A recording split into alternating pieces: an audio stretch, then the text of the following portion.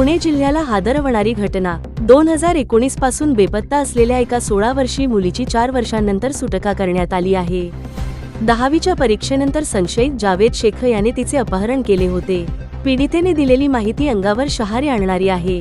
सक्तीने धर्मांतर, शारीरिक छळ आणि तिला वेश्याव्यवसायाच्या दलदलीत ढकलल्याचा खळबळजनक प्रकार समोर आला आहे.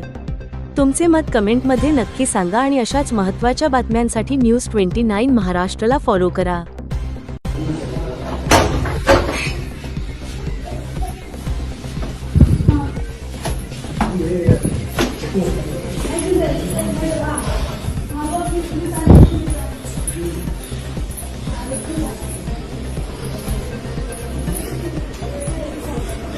तनू शांतरा बाळा, आम्ही सगळे आहोत बाळा. इकडे काही नाही करणार, काही नाही करणार.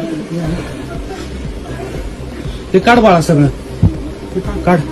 पप्पा आहे तुझे, पप्पा आहे. हे बघ, आई पण मम्मी पण आली. काय नाही करणार हे. नाही नाही